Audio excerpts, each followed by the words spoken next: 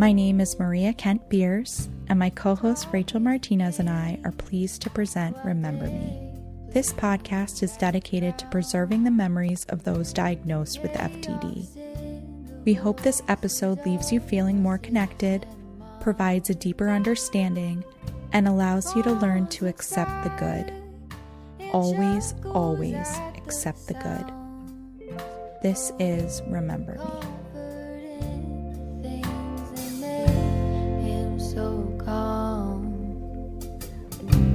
This is who I am, where I come from, still in my bones.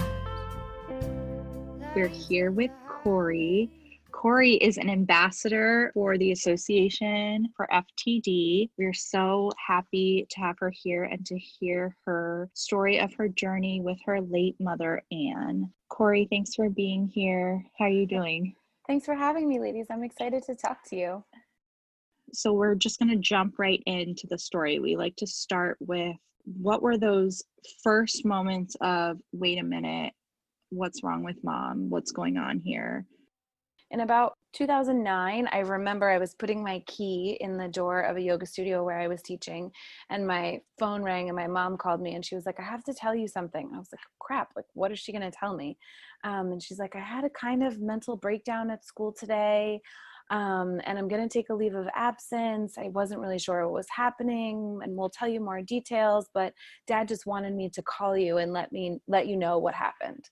And it turns out that she was a school teacher, and she had started having issues at school with her lesson planning, with organizing her classrooms, roll books, going to meetings, different things like that. And it all kind of culminated. And she had this moment at school where she had this kind of breakdown. And she left school and she decided to go on medical leave. But I'll never forget, like, putting my key in the door that day and hearing her call me and be like, oh, okay. And it didn't really process because I was like 5 minutes away from teaching yoga. And I was like, okay, I have to teach yoga now. And then after that, things just kind of transpired from there. How old was she when she called you that day? So that she would have been around 56 or 57 at the time. Yeah.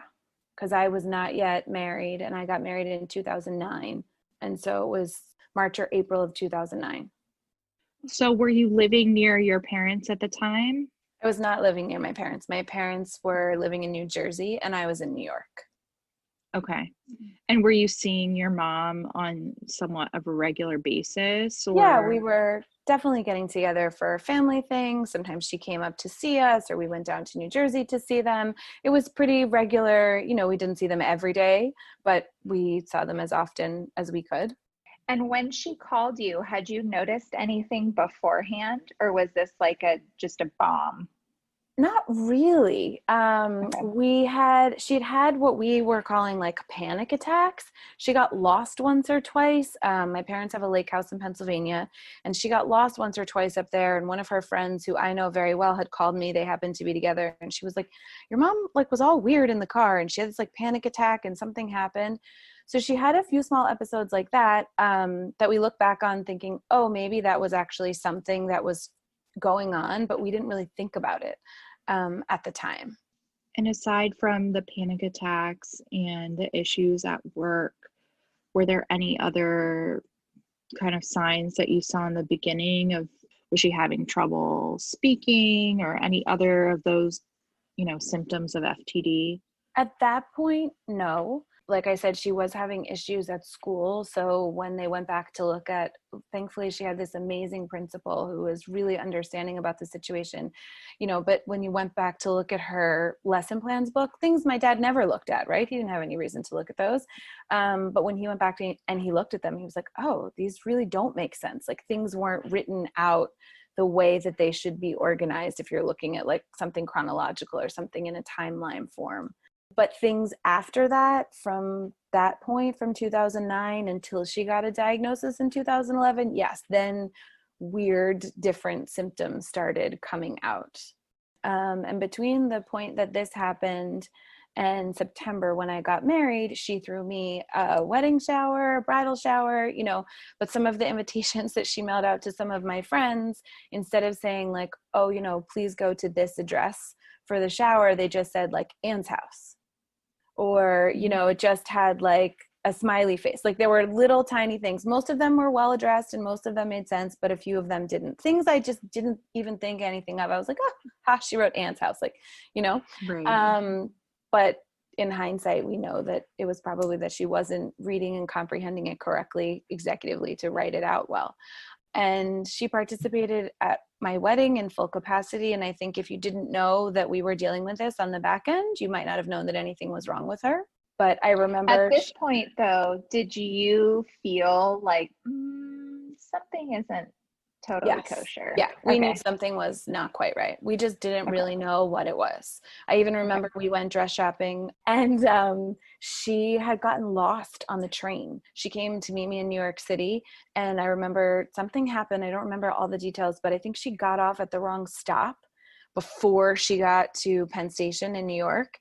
And that's something she would never do. We've taken the train for 30 plus years from where my parents lived into New York City with no incident. But for some reason, she got off the wrong thing.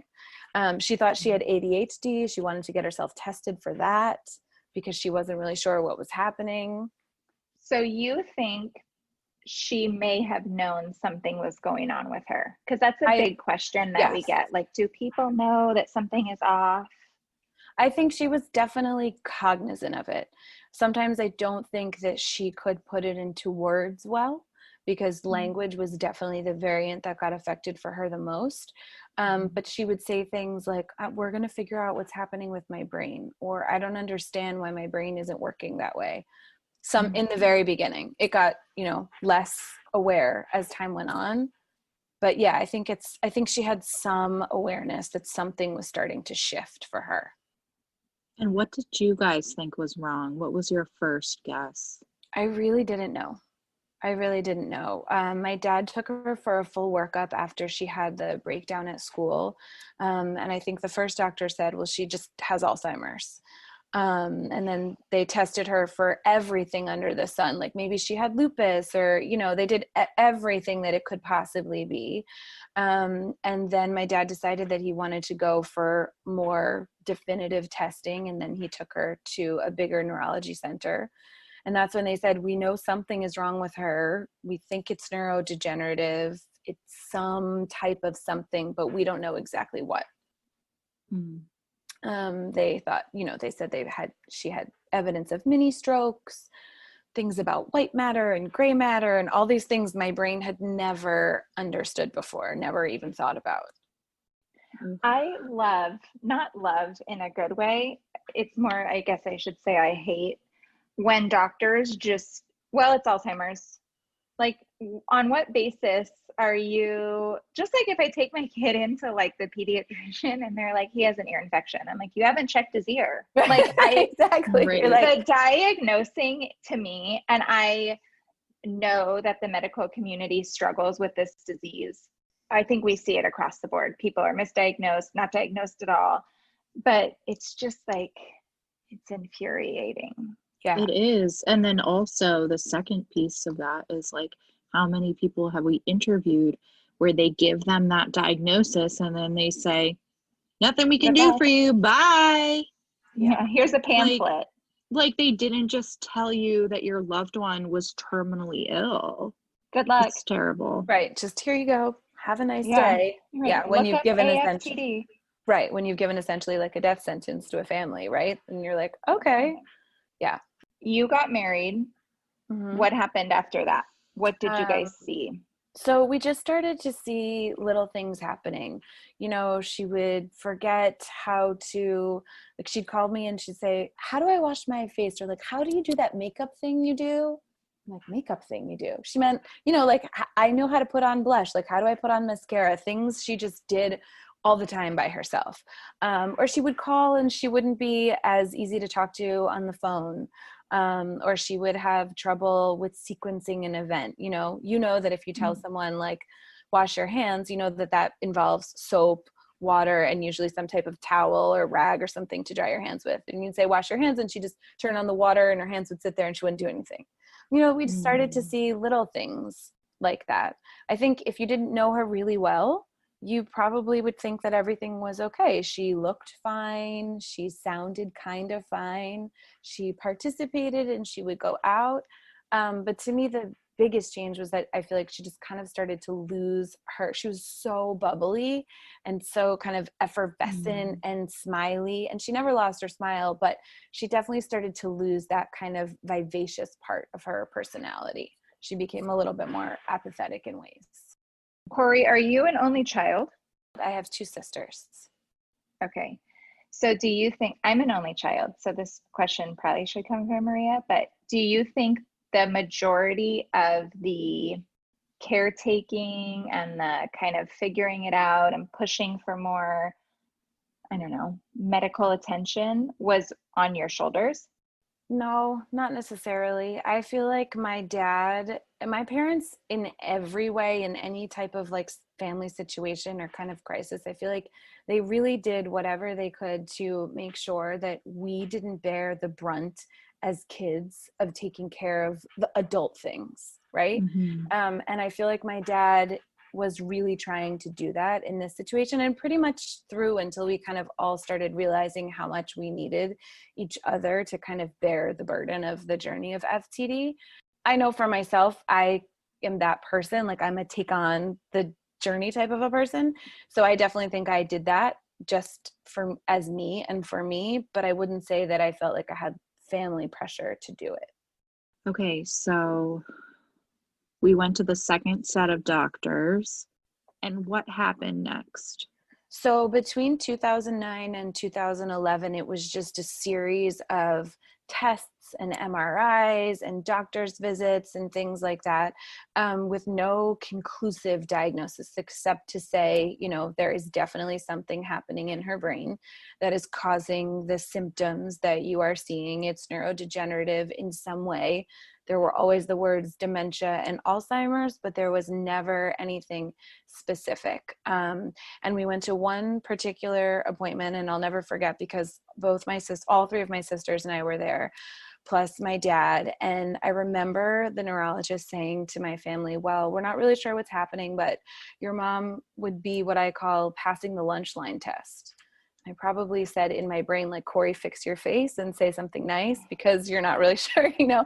And I was like, well, what does he mean? And she was like, well, you know, if she were to walk into a cafeteria line and like order something, she'd pass the cafeteria test. Like they would think nothing was wrong with her. She'd be able to order and like, it would be fine. And I remember So how's that helpful? Right. And so we were I was disappointed. And we were, you know, to say the least, felt like we really needed more than what we were getting. And that's when we went and we saw someone else for a second opinion. And when we saw a second doctor for a second opinion, that's when he said his diagnosis was FTD. And when you got the diagnosis, was it, what did you feel? Do you remember? I'm sure you remember. Yeah, I was definitely it relief remember. or was it like anger, a little bit of both? It was relief, it was confusion, it was sadness, it was, oh my God, what, you know? And I remember the room that we were in for the office was so tiny. It was this little like square size, and there were 6 people in the room. I think it was my sisters, my dad, my mom, the neurologist, and my aunt, my mom's sister. And I remember being like, there's like a lot, like I felt like the room was kind of closing in because he'd given us that diagnosis, and then you like walk out onto the streets of New York and you're like, wait, there's cars, and so it's a weird, although everything is normal, and you've just gotten the, oh my God, your life is no longer normal news. So it was really. Your mom ever resistant towards going to the doctor?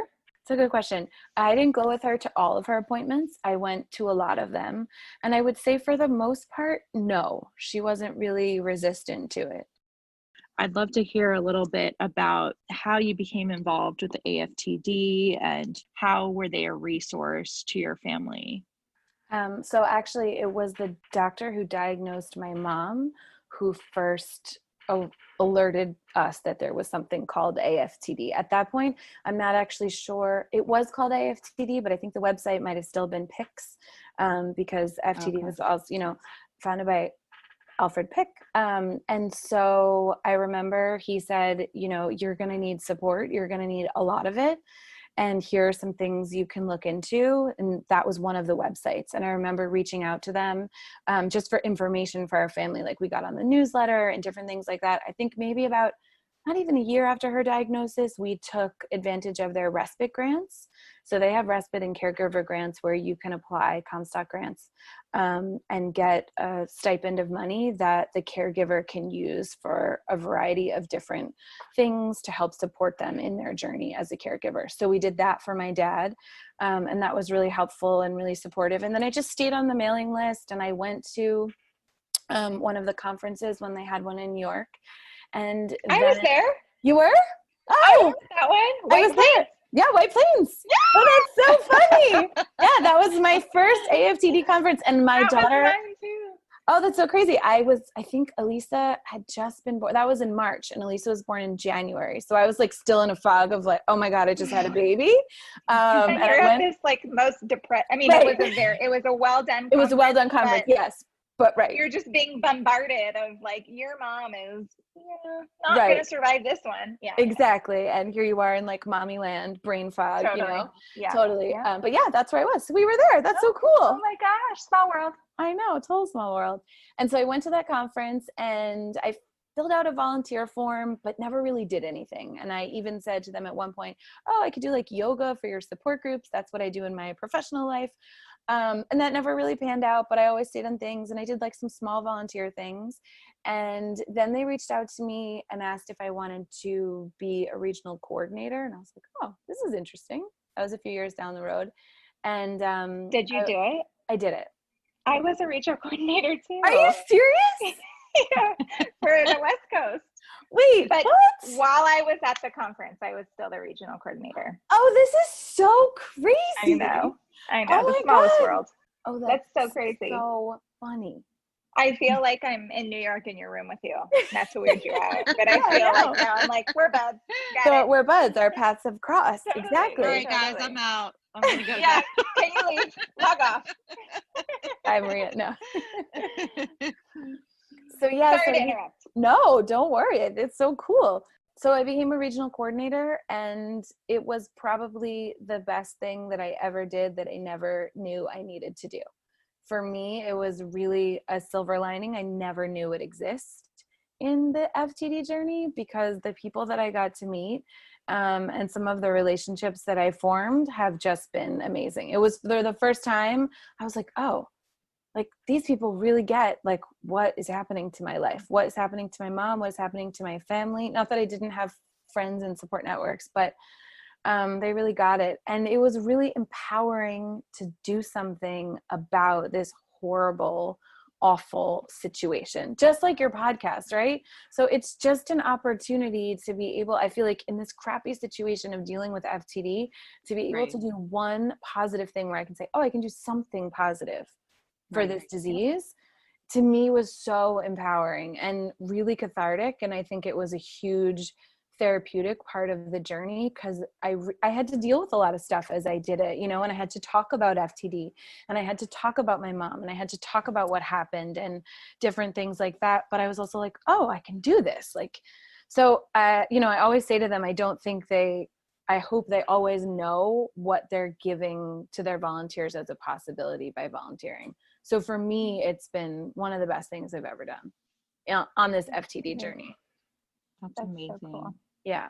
You mentioned your daughter, that you had your daughter in the midst of all of this. Tell us what this has been like for you, and kind of what your perspective has been in dealing with becoming a mom, especially while losing your mom. And it's just all awfulness. It's but all I want awful. to kind of hear from you what All it's been like awful. for you. I think for a while I was like, oh, I'm okay. Like I can handle this, you know? And then I got pregnant, and then I had a daughter. And I think when you have a kid and then you realize what your parent was doing or did for you, or how they raised you and what they gave you. And I realized that so much of that was now gone, and that she couldn't experience my mom the way I had experienced her, or the way she could experience the grandparent aspect of my mom, was so sad. And the fact that I was with this new life and I was losing my mom, it was awful. It was really, yeah, it really sucked. You know, and I couldn't call her. I couldn't ask her like, oh, I have no idea what I'm doing. Like, what do I do now? You know? Right. And she did, they came, like I have a picture of her in the hospital room when Elisa was born, and she was able to hold her with my dad's, I don't actually think, no, she didn't hold her. My dad was holding her. So she never like, you know, she didn't get to do that. She was smiling and beaming. My husband is right here. He'll tell you, like, you know, but she didn't get to experience it the way any other regular quote unquote grandparent gets to experience it. And I think losing your parent while you are becoming a parent is one of the most devastating things ever. How did you take care of yourself during this time? And it's okay if you say, I did not take care of myself. I mean, sometimes I think I did a good job. Sometimes I think I did a really crappy job. I did a lot of therapy, and I think that that was really helpful. And I know that that sometimes is a really hard thing to do, but for me, I just knew I needed it. It was a big stressor. And I feel really lucky that I have really good support in my family and in my friends network. So I leaned on them a lot. But it's hard because, you know, like you guys both know, it's no one really knows what it feels like, right? No one really knows exactly how it feels. So I just tried to be as kind to myself as I could with the whole situation. And sometimes I was better at it than others. Sometimes I feel like I put it in a little package and, you know, blocked it away because I needed to deal with the house renovation that we were doing, or having a kid, or, you know, working, or things like that. And other times it would explode and come out. And I just think it's, you ride this wave of grief before it's definitively grief, right? Because I think for the entire time that you're losing your parent until they pass away, you're grieving. Oh yeah, absolutely. Yeah. I want to quickly go back real quick to the room in New York, and then you guys go out on the street. What happened? What was the next step for you guys? You got the official diagnosis, and then they're like, okay, so good luck. And what did you guys do? So, you know, he told us a few things, like make sure you get support, think about like long-term affairs, finances, you know, that type of stuff. And I think for a while we were kind of like, okay, we can manage this, right? Like we'll move along. My dad is amazing in terms of his practicality and the way that he takes care of things. So I feel like he did a lot of things behind the scenes that maybe we didn't know about in terms of, you know, like paperwork and all those types of things, and making sure that my mom had access or didn't have access, or things were in his name, you know, things that we didn't have to then get burdened with. So he did a lot of those types of things. And then we just kind of started, you know, like troubleshooting as things came up, right? As she had more issues, as she wasn't allowed to drive anymore. I think as there were transition points, I feel like you get to like, you're like, oh, we can handle this FTD. And then something shifts and you're like, okay, no, we got to make a new plan. Like, how do we deal with this part of FTD? And so I think we just kind of journeyed it in that way. It wasn't like we said, okay, in this year we're going to do this, and in this year we're going to do this. We kind of just, as things rolled along, we were like, oh, we can't do that anymore. We have to go to plan B. Or plan C or D.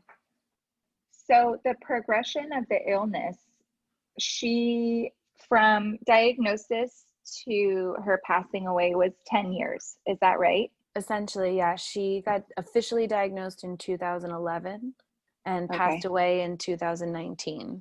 But like I said before, we knew something was wrong around 2009, if not a year or so before. So give or take a 10-year journey. Wow. That's like me. Mine is really long. I'm like, okay.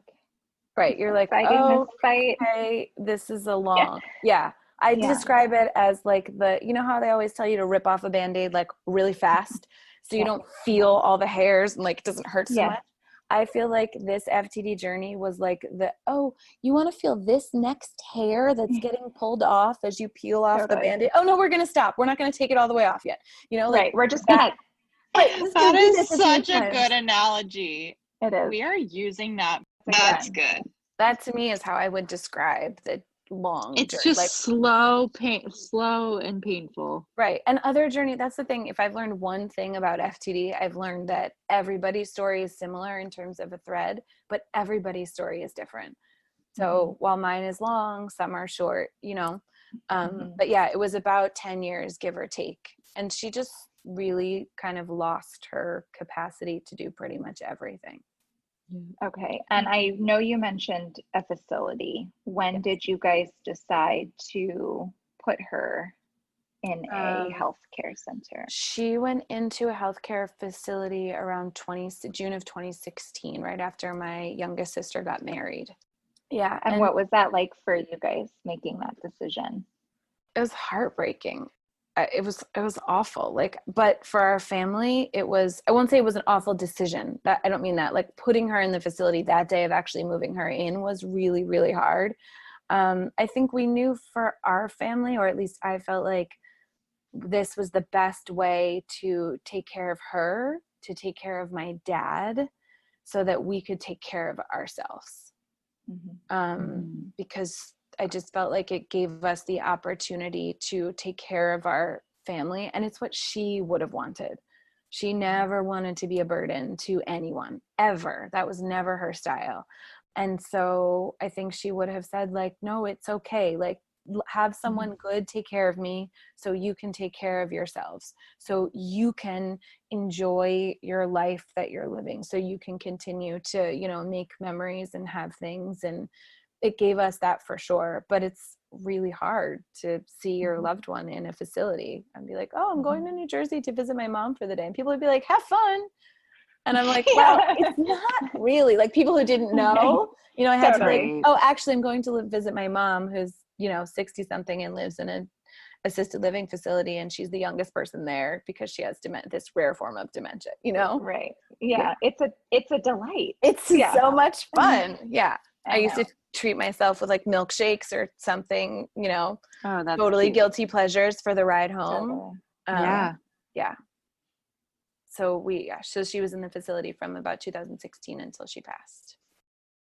When you look back, I know it's so much easier to say like, okay, that was obviously FTD, but what are like the big behaviors that you can look back on and be like, okay, before and after diagnosis? I think for my mom, it was just like a lack of understanding about how things kind of function, right? Like what I was saying before about washing your hands, you'd be like, oh, mom, you have to go to the bathroom. And she'd like walk into the ladies' room, but then not know what to do. Or, you know, you'd give her something to eat with and she'd pick up the other utensil, or like pick up the bowl instead of use the spoon. Like, there were lots of just kind of weird things like that happened. The thing that I can say when I hear other FTD stories is that my mom was never behavioral. Like, she never did she did some weird things, but she never did anything like violent. She was never aggressive, nothing like that. If anything, I feel like it was kind of the opposite. She got like really apathetic, you know, in order to let her do something. It was really like you had to plan it all. You had to do everything. It wasn't like, you know, she's like, I want to go outside and read a book, or like, I want to plant flowers. You were like, oh, mom, let's do this, or let's go for a walk. And she enjoyed those things while she could still do them. But there was no kind of impetus on her to do that. And she was the Energizer Bunny, like always. So for us to see that was kind of like, wait, what? You know? Go ahead. I'm not a clinician, but as I've listened to you tell the story, it sounded more like my mom, like primary progressive aphasia than a behavioral. A lot of similarities in some of the things that you've been talking about. Definitely PPA. Yeah, definitely PPA. And when I read all the research that I read, like that to me is my mom. Like those were the, you know, she couldn't. I remember, you know, like the MME test, the mini mental exam test, where they ask you to like draw the clock and like all that stuff. And I remember every time she like couldn't figure out how to draw a clock, or like all those things. My mom had the most beautiful penmanship. Like her cursive was impeccable. And I remember as like when she could still kind of write, or thought she could write, like her penmanship was just so different. It was like loopy and like just this penmanship that wasn't her. So I feel like she lost all the kind of dynamic qualities that made her who she was. I think a lot of our listeners, and probably Maria and myself as well, are not interested. That sounds like, tell us more, juicy I know what gossip. you're going to say. I know what you're going to say. The passing. What was that like for your family? Mainly you, because we're speaking with you, but what was it like? It's funny as you say that now, and we're recording this like 4 weeks out from the year anniversary of my mom's death. Yeah. My sister and I were saying, it's like, I feel like in some ways it's been so long, and in some ways yet I remember every single detail of what happened. So I was actually in Italy, and my husband and my daughter and I had gone on vacation to meet my dad. My dad is from Italy. I feel like the backstory here is a little helpful. So my mom and my dad, their families were family friends when they were younger. My maternal grandmother was my dad's godmother. Did you following that? Yes. So my mom's mom was my dad's godmother. But my dad's family lived in Italy for most of their growing up. And so they happened to not meet for the first time. They had met when they were younger. They met in Italy. And then, I'm going to cry. And so they met in Italy, and things went from there. But we were actually in Italy when we got the call that things were kind of taking a turn for the worst. We had only been in Italy for about 48 hours. So maybe in some way it's kind of like, some part of fate or something, I don't know, maybe some silver lining that I was in the city that my dad kind of like knew he was going to marry my mom in with him when we got the call. So we got the call. We weren't exactly sure what was happening because there was lots of miscommunication. We were in a totally different time zone. We had to, talk to my sisters and stuff. And then we had to fly home and not really know what was going to happen. Like, I remember getting on the airplane thinking, like, I don't know if my mom will be alive when I land in New Jersey. And that was so heart-wrenching. But I was able to see her, and we were able to be there. So it happened kind of quickly, but I still, I wasn't necessarily prepared that it was about to happen. Right. I think it was, so at the end, like a lot of other FTD patients, my mom obviously started having swallowing and eating issues. And so she'd been on a pureed diet for a while. And it sounded like she kind of had stopped eating over the course of a few days. I had seen her a week before. And so it sounded like, that just kind of happened. And then I think from there, she just, it was her time. I'm so sorry. Thank you. I mean, and you're in Italy. Of all places, the place where my mom said she threw 3 coins over the fountain and said, like, I'm going to marry Jim, and she always told us that story. Like, that was their story. Anyone that knows them knows, pretty much knows that story. So in some way, maybe it was, I don't know, something that we were there. Yeah, something. I'm not exactly sure what. And after the passing, and now almost a year later, what does it feel like? Every day is a little different. They say that grief is waves of emotion, right? And I feel like sometimes those waves are really big and knock you down, and it takes a lot longer to get up, and there's more sand to brush off. And other times the waves are tinier. Lately, they feel a little bit bigger again. And I think that might just be like in preparation for knowing that we're coming up on the year of her anniversary of her death. It's been a roller coaster. And then throw in that there was, a pandemic in the middle of it. And so, but I had the opportunity to be able to go and see my parent, and we were able to have a funeral and do those things and have those types of rituals. And it was really exhausting, but really wonderful at the same time. Mm-hmm. I know that after your mother's passing, she gave the incredible gift of donating her brain for research. Can you share with our listeners that whole experience? So as you said, we did decide to do brain donation upon my mom's death. And we just got the results of the autopsy that go along with the brain donation. And they, in fact, indicate that my mom did not have FTD. The pathology report indicated that it was early onset Alzheimer's disease and Lewy body dementia. So very different than what we heard or what we kind of lived for these last 10 plus years and thinking that it was FTD. So to say it's been a myriad of emotions would be an understatement. Really emotional to hear that and kind of process all of it. But I feel like it's just another piece of the story that I have lived. And it doesn't take away from the fact that it's still a disease that kind of pulled away this person that was amazing to us. And I feel like it really highlights the fact that there is still so much unknown about FTD, and that we just have to continue to raise awareness that everybody should be able to do brain donation and have an autopsy so that they can find out what was in fact happening, you know, to their loved one and perhaps why. So I think that's really important. Well, what I want to say to you is that I really appreciate you doing this interview with us and sharing that. And I imagine with everything else that you've gone through over the past 10 years, to then kind of have that news is just add another layer and more emotion. So I do appreciate that you're sharing that. And I think that there's definitely someone who's going to listen to this and have a similar experience and relate to what you're going through. So I just really, really appreciate, I know Rachel does too.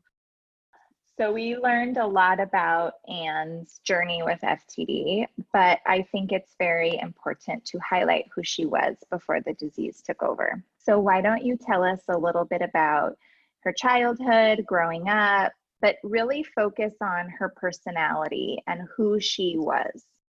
So my mom's name is Anne, as you said. She grew up in Kearney, New Jersey, which is something I feel like if you knew her, she always was like, I'm from Kearney. And no matter where we were, like we could be on a vacation on the other side of the country or like a different country altogether. And she'd meet someone from New Jersey and have some type of connection about like Kearney or where she grew up or something like that. So I feel like it's a big piece of who she was. She has an older sister, Margaret, and a younger brother, Gerard. She was Italian. Yes. Woohoo! Yes. So she was Italian and Irish. So my that's me. Oh my God, that's so funny. Rachel, My this dad is was like Italian and Irish, like this little fair skin, always red cheeks, blonde hair, but the temper of a whoo. woo.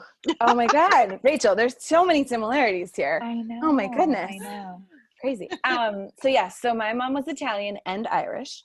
Her mom was Italian, her dad was Irish, so she had the best of both worlds in that speak. And she always liked to remind us that even though my dad was Italian and she was part Italian, there was part of us that was Irish. So like on St. Patrick's Day, we always had Irish soda bread and corned beef cabbage and stuff like that. But then, you know, she was always making Italian dishes as well. Okay, we really want to know more about your parents meeting and their love story. Okay, so my grandmothers, my maternal and paternal grandmothers were friends. They used to go out in New Jersey. I have pictures of them from when they were young, all dolled up in their, gear and ready to go. These two Italian ladies, and they both were from different parts of Italy. So when they spoke Italian, they sometimes didn't understand each other's like little dialects, which was always funny. That's so funny. But what happened was that my dad's mom found out that they were moving to Italy, but she wanted, before they put my dad on a boat, because of course, when you have a new baby that's like 6 weeks old and you have to go to Italy, what do you do in the 50s? You get on a boat. So before she took my dad to Italy via boat, she wanted to have him baptized here, but she didn't have enough time to make a baptism gown. So her friend Netta, my mom's mom, gave her the baptismal gown that my aunt had been baptized in. My mom's mom was his godmother, and they moved off to Italy. A year later, my mom is born in the States, and my grandma, also my dad's godmother, baptizes my mom and baptizes my mom in the same gown that my dad was baptized in about a year earlier. Wow. I know. And so my mom always knew about the Jeremias when she was here in New Jersey, but they were mostly in Italy. They were back and forth a few times. And when my mom was older with her sister, I believe they had graduated college, They went on a trip to Europe, and my grandma said, when you get to Rome, you look up the Jeremias, you'll stay with them, Jim will take you out, things like that. And so the story goes that my mom met my dad in Italy, and he took her around, and she says that she knew that he was the one, and she went to Trevi Fountain and threw 3 coins over her shoulder, and the rest is history. And then the 3 of us were born, and we were all baptized in that same dress. This is like a movie. Yeah, I know. The best kind of Incredible. movie, full The of best kind of Italians. movie. Yeah, full of Italians. Oh Yeah. my god. Uh-huh. Yeah, so all then baptized in it. So then your mom brought him, she brought him back to the States. No, she didn't bring him back. My dad, I think they visited Italy in the summer, and at that point my dad was here in the States for college. My dad had come back to the States for college. Okay. And so they started dating after college and got married shortly after that. Wow. Yeah. How many years had they been married when your mom passed? They were married for 40 46 years. 46 They were married years. for 46 years. They were Oh married my for 46 gosh, I years. am so obsessed with the baptismal gown story. Yeah. I'm obsessed with the Italian. Yeah, of course. Yeah. Tell us what your mom was like. What was her personality like? She was so bubbly. She was funny. She was a hard worker. She was a literal Energizer bunny. She always was doing a project, like staining woodwork, or my parents bought this lake house and it had all this ugly brown paneling. And my mom, in 1 or 2 summers, repainted by hand the entire inside of the house. Like, Wow. primed it, sanded it, the whole deal, and like painted it white. And then it was like this cool white paneling. She was always had some project. She'd go to a garage sale or an antique store and find this, like, what I would be like, Mom, come on, like, we're buying that chair. She's like, no, I'm gonna take it home and we're gonna do this to it, and then we're gonna use this paint. And she'd come up with this like amazingly cool design thing, Super creative. I love that. super creative and crafty in lots of different ways. She was also an amazing cook. Who just kind of loved to feed people and feed her family. So there was no shortage of that in our house. Some of her meals I liked less than others, but for the most part, they were always good and really lovely. And we have so many family recipes that we keep and that we pass down, which is really wonderful. Tell us about her teaching days. Before I was born, she taught for, I think, maybe 4 or 5 years. And then when I was born and my next sister was born, she stopped teaching for a little while. And then in between that, she got into real estate, and she was, like, I'd go to people's houses when I was in middle school and high school and stuff, and there'd be this sticker or like magnet of my mom on their refrigerator, and be like, oh, my mom is like looking at us, but everybody knew her. And I think it was because she was a people person. She kind of loved to, she could take anyone into a house and say, oh, well, you could do this or you could fix this. And she was so warm and like friendly in that way that I think she just really excelled at that job. And then my youngest sister is 9 years younger than me. And after she went back to school, when she was school age, my mom decided that she was going to go back to teaching because she kind of had the time to. So she went back to teaching. She always taught 1st and 2nd grade, and she taught up until 2009 when she had to retire after she had that breakdown. Yeah.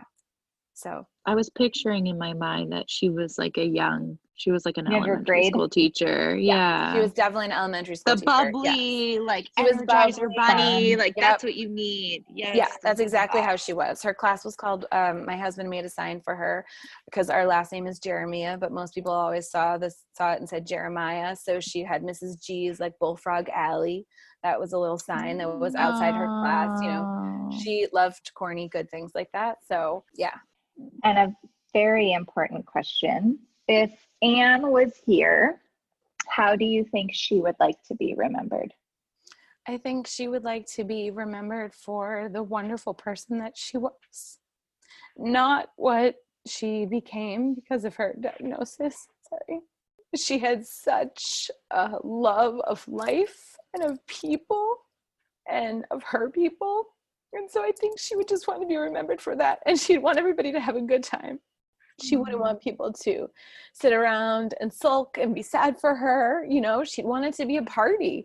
Like, that's what she'd want for people to remember her by. She'd want us to tell funny stories. I was so surprised at her funeral. My dad and her were really close with their church and their church community. And so at her funeral, after my dad had given the eulogy and I read the reading that she wanted read, which she had cut out and put in an envelope and marked it to be read at Anne's funeral. And we found it when my dad sold my house that they lived in the past 25 years, just as I know. But anyways, so after those two readings had been done, the priest pulled out a microphone and was standing in the middle of the church, and he was like, okay, so we're going to do something we don't normally do. And it was like open mic hour, and he gave people the mic and let people say things about my mom, which was just so wonderful to hear so many of her friends get up. Some of them told funny stories, things like that, but I think it was just what she would have wanted. It was uplifting, and it was remembering who she was as this vivacious, fun-loving, warm-spirited person. And so that's how I think she'd want to be remembered. Is there anything that you do with your daughter that's just a special thing that reminds you of your mom, or you feel like she's with you guys? So many things. So many things. You know, I always try and remind her, like when I was cooking with her the other day, or we made banana bread, and she was like, who taught you how to make this? And I was like, this is Noni's recipe. You know, I really try and teach her about who she was, because she didn't know my mom in the capacity that she would have known her. She only knew my mom when she was really, you know, not speaking, talking, you know, walking differently, things like that. So I really want her to know who she was as a person. My mom always, when she tucked us in, she used her thumb and she made the sign of the cross on her forehead. Even my friends, when we would have sleepovers, she'd give everyone a cross on their forehead. So I do it to my daughter, you know, traditions at Christmas time and things like that. I always try and do. My mom always said, you know, do a good deed and pass something along, do a random act of kindness. So I try and teach those things to Elisa. So lots of things. She's in there in so many ways. She's with you every day. Yeah. And milkshake and ice cream. My mom had a love for ice cream like no one else I know. So I definitely have given that to Elisa as well. Oh, I love that. Yes. I love that. Okay, tell us a little bit about what you're going to read. So I'm going to read a few passages from some letters that my mom's friends wrote to her. So a few years ago, I thought it would be a great way for us to kind of hold memories of my mom. I remember saying sometimes it's hard to remember what it was like, what she was like before FTD, but I really think that having those memories written down, hearing them, sharing them is so important. And so we asked friends and family to write a letter. We called it To Anne with Love, or With Love to Anne. They wrote love letters to her essentially, and kind of talked about what they remembered most about her and what they cherished about their friendship. So I'm going to read a few things that a few different people wrote. So the first one says, throughout one's life, you have the opportunity to meet thousands of people. With a select few of those people, you develop a bond that transcends everything that life throws at you. You will become lifelong friends and be able to share the journey together. Annie G, that's what a lot of people call my mom, is one of those special people. One of the next letters ends with, I always think of Anne as the Energizer Bunny. She was never idle and was so creative. Her talent for sewing and decorating was invaluable to me, and she guided me through many home improvement projects over the years. Her cheerfulness and giving spirit radiated in everything she did. To this day, I still see that spark in her whenever she sees us, and I know that although this disease has shadowed her life, she is still the same inside. It is that person that we continue to love, support, and pray for every day. There's two more. So Anne had a personality that could light up a room. No matter where she was, her smile, still ever so present when I see her, is infectious. And the last one is, if anyone has been as fortunate as we are to know Anne and share so many life memories with her, you will also see her smile in many places. And if you close your eyes, without a doubt, Annie G's effervescent smile is coming right back at you. And I think it just captures who she was. My mom lost pretty much everything, but yet she never lost her smile. That's really who she was.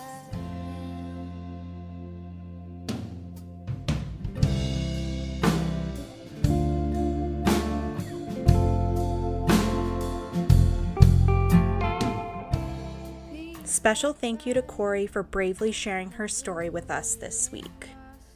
We release new episodes each week on Mondays, so be sure to subscribe on Apple Podcasts or Spotify. If you want to connect with us, you can reach out to us on Instagram at Remember Me Podcast. This podcast is produced by Maria Kent Beers and Rachel Martinez, and the beautiful music you hear is by Bailey Kent.